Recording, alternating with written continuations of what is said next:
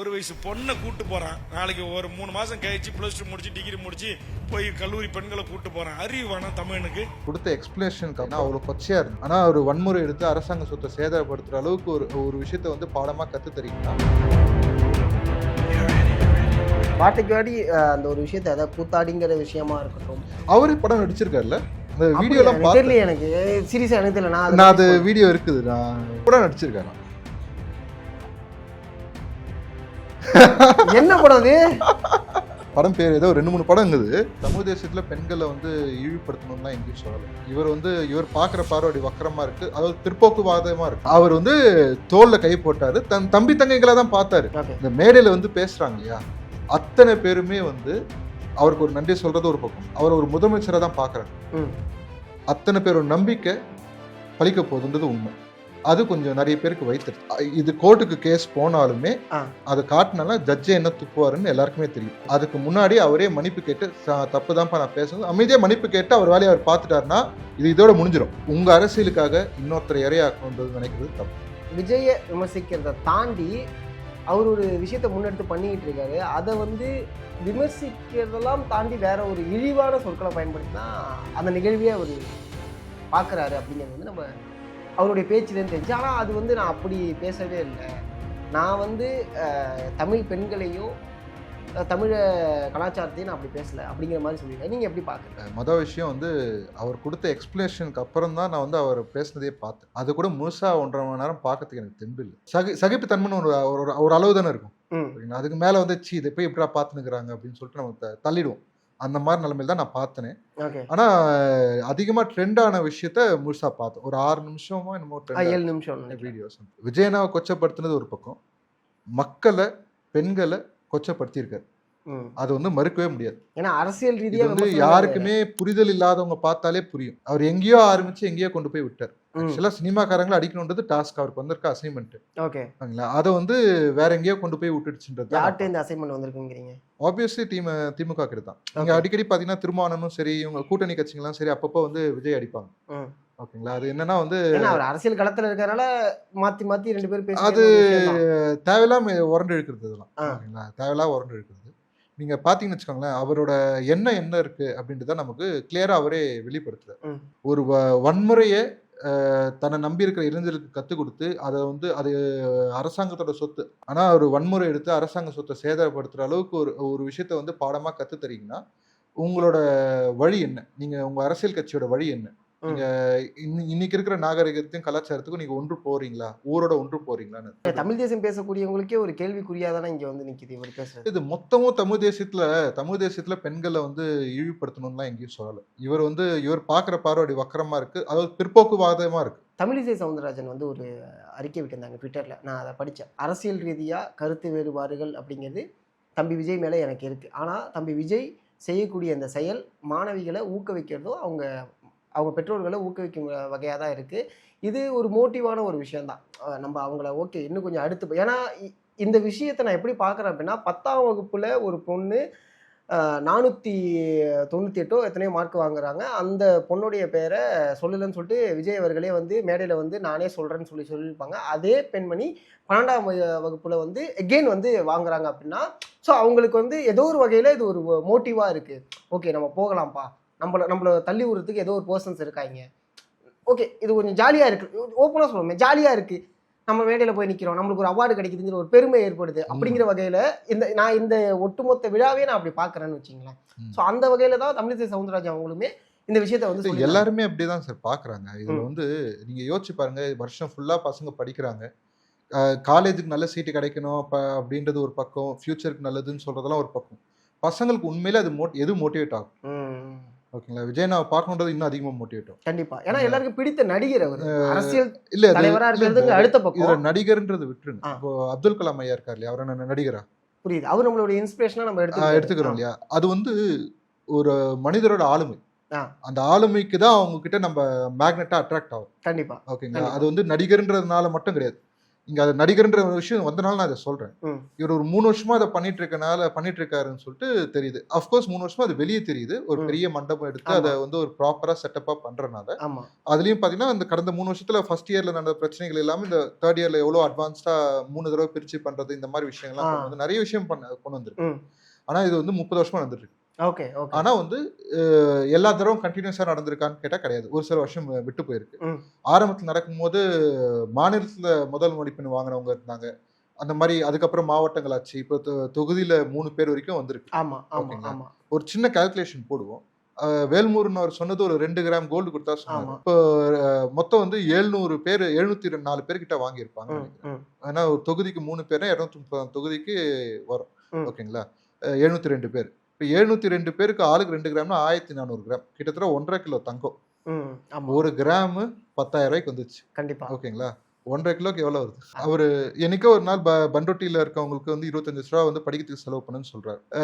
கிட்டத்தட்ட வந்து 1.5 கோடி ரூபாய் கிட்ட தங்கம் மட்டுமே 1.5 கோடி ரூபா. அது இல்லாம இந்த ஈவெண்ட் செலவு, இந்த சாப்பாடு கண்டிப்பா. செலவு இதெல்லாம் இருக்கு. இது வருஷம் நடத்திட்டு இருக்காரு.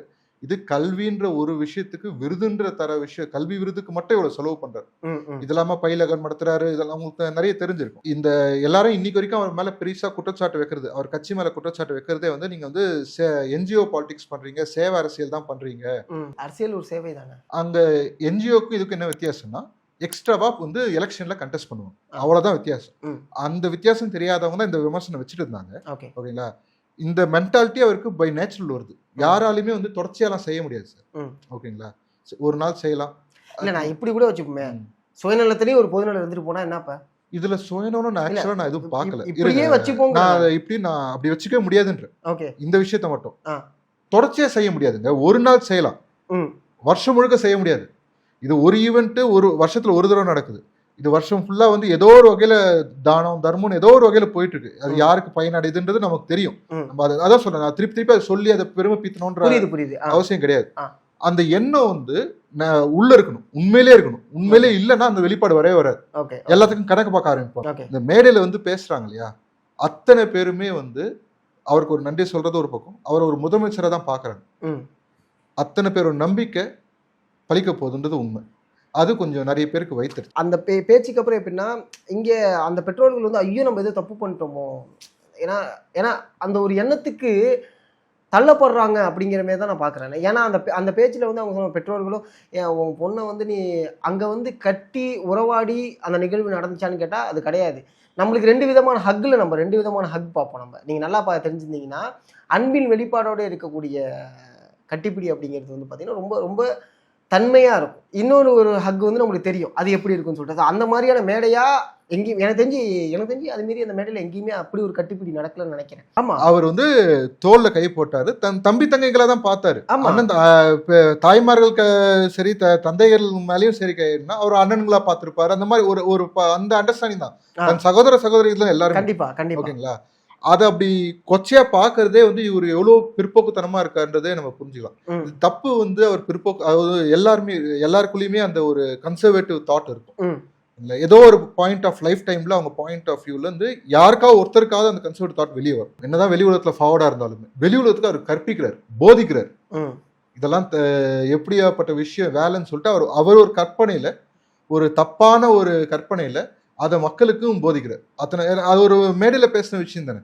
ஆமா, புரியுது. அது பேசுனது பூரா தப்பு. கடைசியில அப்படிலாம் பேசணும். நாங்க எங்க கட்சி சார்பில் நான் அறிக்கை விட்டோம். விஜயநாயகத்தையும் மன்னிப்பு கேட்கணும்னு சொன்னேன். ஆனா அதை விட முக்கியமா வந்து தாய்மார்கிட்டையும் பெண்கள்கிட்டையும் எல்லாருக்கிட்டையும் மன்னிப்பு கேட்கணும் அப்படின்றது எங்க பாட்டு. அது நான் வெயிட் பண்றேன்.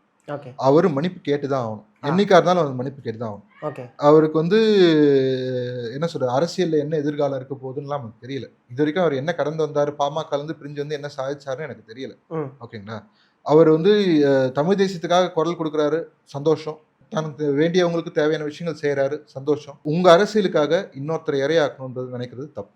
உங்களுக்கு ஒரு சீட்டு வேணுன்றதுக்காக இன்னொருத்தரை வசைப்பாடணுன்றது தப்பு. அவரை வசைப்பாடுறது மட்டும் இல்லாம அவரை பார்க்க வந்த மக்களையும் சேர்த்து இழிவுபடுத்துறது அதை விட ரொம்ப பெரிய தப்பு.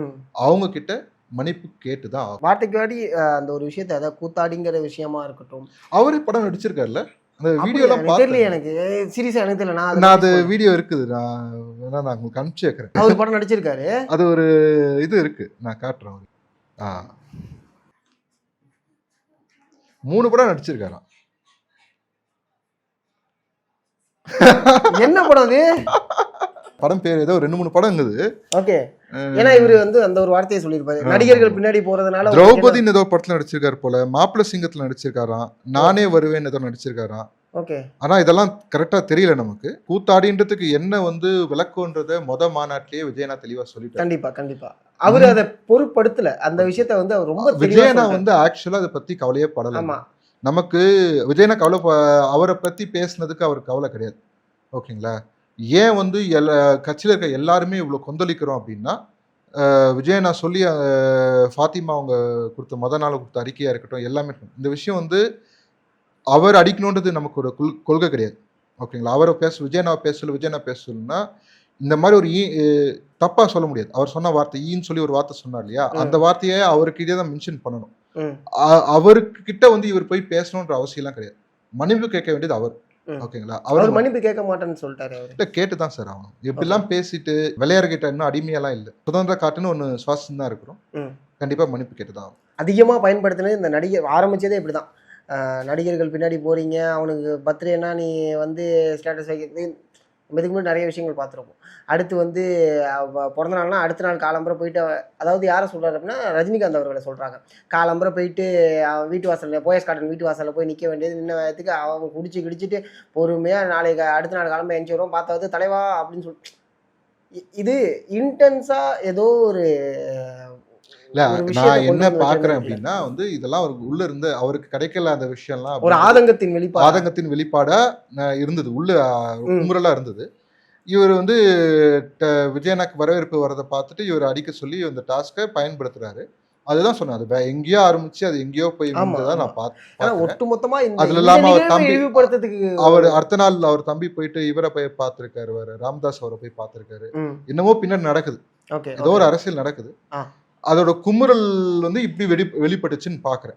இது கோர்ட்டுக்கு கேஸ் போனாலுமே அதை காட்டினால ஜட்ஜே என்ன துப்புவாருன்னு எல்லாருக்குமே தெரியும். அதுக்கு முன்னாடி அவரே மன்னிப்பு கேட்டு தப்பு தான்ப்பா நான் பேசணும் அமைதியா மன்னிப்பு கேட்டு அவர் வேலையை அவர் பார்த்துட்டாருன்னா இது இதோட முடிஞ்சிடும். இல்லைன்னா அது மறுபடியும் நோண்டினே இருப்பாங்க. மன்னிப்பு கேட்டா அவங்களுக்கு நல்லதுன்னு சொல்றீங்க. ஒரு மெம்பர் ஆஃப் லெஜிஸ்லேட்டிவ் அசம்பிளி, ஓகேங்களா, இது மக்களோட பிரதிநிதி, அவர் மக்களோட பிரதிநிதி இப்படி பேசுறது முதல்ல தப்பு. கண்டிப்பா. ஏன்னா அவரை பின்பற்றக்கூடிய மக்கள் இருக்காங்க. ஸோ அவங்களுக்குமே அங்கே ஒரு மேபி எனக்கு தெரிஞ்சு அந்த ஊர்ல இருந்துமே போயிருப்பாங்கல்ல. இல்லை அதுதான் சொல்றோம், நம்ம அவர் ஊர்லயே வந்து அதனாலதான் அந்த அன்னைக்கு பேசின அன்னைக்கு அவர் ஊர்ல இருந்து அடுத்த நாளுக்கு அந்த ஊர்ல இருந்து வந்திருக்காங்க. அந்த பெல்ட் திருவாரூர் இந்த சைட்ல இருந்து தான் வந்திருக்காங்க. அதனால அந்த குமுறல் அதான் சொல்றேனே, ஒரு விஷயம் கிடையாது, எல்லா குமுறலும் சேர்ந்து வெடிஞ்சிச்சு. தப்பு தான், அதுக்கு மன்னிப்பு கேட்டுதான் ஆகணும். அவர் அதை வந்து எவ்வளவு சீக்கிரம் கேட்கிறாரோ அவ்வளவு சீக்கிரம் நல்லது. இல்லைன்னா அவர் சொந்த தொகுதியிலே அவர் வந்து தோக்கிறதுக்கான வாய்ப்புகள் இப்ப பிரகாசம் ஆயிட்டு. Okay okay. ஏன்னா ஒரு அண்ணனா பார்க்கக்கூடிய இடத்துல இப்படி பேசுறதுங்கிறது எல்லாருடைய குமுறலா என்ன இருந்துச்சுன்னா, அரசியல் ரீதியா நீங்க எவ்வளவு வேணா விமர்சனம் படுத்தீங்க, அது பிரச்சனை கிடையாது. மாத்தி நீங்க விமர்சனம் பண்றது அரசியல்ல நம்ம பார்க்கக்கூடிய ஒரு விஷயம்தான். ஆனா ஒரு மோட்டிவோட பண்ணக்கூடிய ஒரு விஷயத்த, ஒரு ஊக்குவிக்கக்கூடிய ஒரு நிகழ்வை பண்ணக்கூடிய அந்த இடத்துல, அதுவும் அங்க இருக்கவங்க எல்லாருமே ஸ்கூல் படிக்கக்கூடிய குழந்தைங்க. ஸோ அவங்களுக்குள்ள நீங்க எந்த ஒரு விஷயத்தை இன்ஜெக்ட் பண்றீங்க அப்படிங்கிற ஒரு கேள்வி தப்பு. ரொம்ப நன்றி. ஏன்னா திருமாவளவன் அவர்களுமே இதை பத்தி விமர்சிச்சிருந்தாங்க. அவங்களுமே சொல்லியிருந்தாங்க இது ஒரு தவறான விஷயம். அதுல இன்னொரு விஷயம் சொல்லிட்டாரு, 1.5 மணி நேரம் முழுசா பார்க்காத அல்லு சில்லாம் வந்து இது மாதிரி பேசிட்டு இருக்க வேண்டியது. இந்த டோல்கேட்டு கட்ட பஞ்சாயத்து இந்த மாதிரி விஷயத்திலேயே இருக்கிறாங்க இல்லையா, அவங்களோட எண்ணம் அப்படிதான் இருக்கும். அல்லு செல்லுன்ட்டு அந்த அல்லு செல்லாம் என்னென்ன வேலை பார்க்கணும்னு அவருக்கே தெரியும்.